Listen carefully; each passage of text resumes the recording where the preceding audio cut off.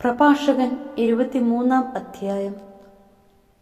ആത്മ നിയന്ത്രണത്തിനു വേണ്ടി പ്രാർത്ഥന. എൻ്റെ പിതാവും ജീവിതത്തിൻ്റെ നേതാവുമായ കർത്താവേ, അവയുടെ ഇഷ്ടത്തിന് എന്നെ ഏൽപ്പിച്ചു കൊടുക്കരുത്. അവ നിമിത്തം ഞാൻ വീഴാനിടയാക്കരുത്. എൻ്റെ ചിന്തകളെ നേർവഴിക്ക് നയിക്കാൻ ഒരു ചാട്ടയും എൻ്റെ വികാരങ്ങൾക്ക് വിവേകപൂർണമായ നിയന്ത്രണവും ഉണ്ടായിരുന്നെങ്കിൽ എൻ്റെ പാപങ്ങൾ ശിക്ഷിക്കപ്പെടാതെ പോവുകയില്ല, എൻ്റെ കുറ്റങ്ങൾ അവഗണിക്കപ്പെടുകയുമില്ല. എൻ്റെ പാപങ്ങളും കുറ്റങ്ങളും പെരുകി ഞാൻ എൻ്റെ ശത്രുക്കൾക്ക് കീഴ്പ്പെടുകയോ അവർ എന്നെ ചൊല്ലി സന്തോഷിക്കുകയോ ചെയ്യുകയില്ല. എൻ്റെ പിതാവും ദൈവവുമായ കർത്താവേ, എൻ്റെ ദൃഷ്ടികൾ ഔദ്ധ്യം നിറഞ്ഞതാകരുത്. അധമ വികാരങ്ങൾക്ക് ഞാൻ അടിമയാകരുത്. അമിതമായ ആഹാരപ്രിയമോ ഭോഗാസക്തിയോ എന്നെ കീഴടക്കാതിരിക്കട്ടെ. നിർലജ്ജമായ വികാരങ്ങൾക്ക് എന്നെ ഏൽപ്പിച്ചു കൊടുക്കരുത്. നാവിൻ്റെ വിനിയോഗം. കുഞ്ഞുങ്ങളെ, നാവിനെ നിയന്ത്രിക്കേണ്ടതെങ്ങനെയെന്ന് കേൾക്കുവിൻ. ഈ ഉപദേശം അനുസരിക്കുന്നവൻ കുറ്റക്കാരനാവുകയില്ല. പാപിയുടെ പതനത്തിന് കാരണം അവൻ്റെ ചുണ്ടുകളാണ്. ചീത്ത പറയുന്നവൻ്റെയും അഹങ്കാരിയുടെയും വീഴ്ചയ്ക്ക് കാരണം നാവു തന്നെ. ആണയിടുന്ന ശീലം നന്നല്ല. പരിശുദ്ധൻ്റെ നാമം വെറുതെ ഉരുവിടരുത്. നിരന്തരം പീഡിപ്പിക്കപ്പെടുന്ന അടിമയുടെ ശരീരത്തിൽ മുറിവ് ഒഴിയാത്തതുപോലെ എല്ലായ്പ്പോഴും ദൈവനാമം വിളിച്ച് ശപഥം ചെയ്യുന്നവൻ പാപത്തിൽ നിന്ന് സ്വതന്ത്രനായിരിക്കുകയില്ല. പതിവായി ആണയിടുന്നവൻ അകൃത്യങ്ങൾ കൊണ്ട് നിറഞ്ഞിരിക്കും. അവൻ്റെ ഭവനം ശിക്ഷയിൽ നിന്ന് ഒരിക്കലും മുക്തമാവുകയില്ല. ശപഥം നിറവേറ്റാതെ പോയാൽ അവൻ കുറ്റക്കാരനാകും. മനഃപൂർവ്വം ലംഘിച്ചാൽ ഇരട്ടി പാപമുണ്ട്.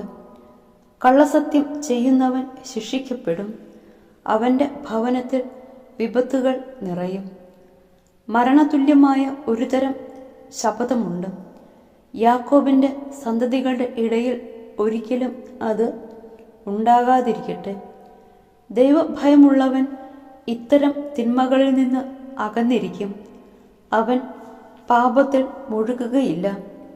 അസഭ്യ ഭാഷണം ശീലിക്കരുത്, അത് പാപകരമാണ്. വലിയവരുടെ കൂടെ ആയിരിക്കുമ്പോൾ മാതാപിതാക്കന്മാരെ അനുസ്മരിക്കുക. അല്ലെങ്കിൽ നിന്നെ തന്നെ മറന്നുള്ള നിന്റെ പെരുമാറ്റത്തിൽ നീ അവരുടെ മുമ്പിൽ വിഡ്ഢിയാകും. ജനിക്കാതിരുന്നെങ്കിൽ എന്ന് നീ അപ്പോൾ ആഗ്രഹിക്കുകയും ജന്മദിനത്തെ ശപിക്കുകയും ചെയ്യും. നിന്ദനം ശീലിച്ചവൻ ജീവിതകാലത്ത് ഒരിക്കലും പക്വത നേടുകയില്ല. ജഡിക പാപങ്ങൾ. 2 കൂട്ടർ പാപം വർദ്ധിപ്പിക്കുന്നു. 3-മതൊരു കൂട്ടർ ക്രോധം ക്ഷണിച്ചു വരുത്തുന്നു. വികാരം കൊണ്ട് ജ്വലിക്കുന്ന ഹൃദയം ആളുന്ന തീ പോലെയാണ്. ജീവിതം പൂർണ്ണമായി നശിപ്പിക്കുന്നതുവരെ അത് അടങ്ങുകയില്ല. ഭോഗാസക്തിക്ക് അടിമപ്പെടുന്നവൻ അഗ്നി ദഹിപ്പിക്കുന്നതുവരെ അതിൽ നിന്ന് സ്വതന്ത്രനാവുകയില്ല. വ്യഭിചാരിക്ക് എല്ലാ അപ്പവും മധുരിക്കുന്നു. മരണം വരെ അവൻ പിന്മാറുകയില്ല. വിവാഹ ഉടമ്പടി ലംഘിക്കുന്നവൻ ആത്മഗതം ചെയ്യുന്നു. ആരാണ് എന്നെ കാണുക? ഇരുട്ട് എനിക്ക് മറയാണ്. ഭിത്തികൾ എന്നെ ഒളിപ്പിക്കുന്നു. ആരും എന്നെ കാണുന്നില്ല. ഞാൻ എന്തിനു പേടിക്കണം? അത്യുന്നതൻ എൻ്റെ പാപങ്ങൾ പരിഗണിക്കുകയില്ല. മനുഷ്യനെ മാത്രമേ അവൻ ഭയപ്പെടുന്നുള്ളൂ. കർത്താവിൻ്റെ കണ്ണുകൾ സൂര്യനേക്കാൾ 10,000 മടങ്ങ് പ്രകാശമുള്ളതാണെന്ന് അവൻ അറിയുന്നില്ല.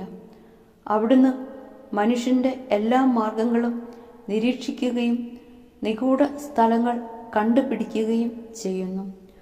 പ്രപഞ്ച സൃഷ്ടിക്ക് മുമ്പ് തന്നെ അവിടുന്ന് അത് അറിഞ്ഞിരിക്കുന്നു. സൃഷ്ടിക്ക് ശേഷവും അങ്ങനെ തന്നെ.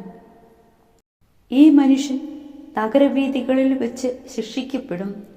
ഒട്ടും പ്രതീക്ഷിക്കാതിരിക്കുന്നിടത്ത് വച്ച് പിടിക്കപ്പെടുകയും ചെയ്യും. ഭർത്താവിനെ ഉപേക്ഷിച്ച് അന്യനിൽ നിന്ന് അവനെ അവകാശിയെ നൽകുന്ന സ്ത്രീയും ഇങ്ങനെ തന്നെ. അവൾ അത്യുന്നതന്റെ നിയമം ലംഘിച്ചു.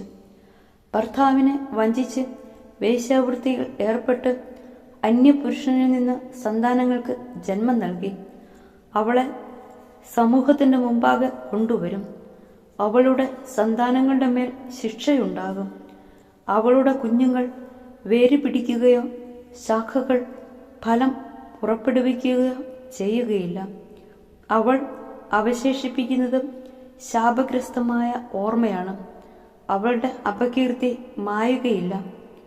കർത്തൃഭയത്തേക്കാൾ ശ്രേഷ്ഠമോ കർത്താവിൻ്റെ കൽപ്പന അനുസരിക്കുന്നതിനേക്കാൾ മധുരമോ ആയി മറ്റൊന്നില്ലെന്നും അവളെ അതിജീവിക്കുന്നവർ അറിയും. ദൈവത്തെ അനുസരിക്കുക വലിയ ബഹുമതിയും അവിടുത്തെ അംഗീകാരം ദീർഘായുസ്സുമാണ്.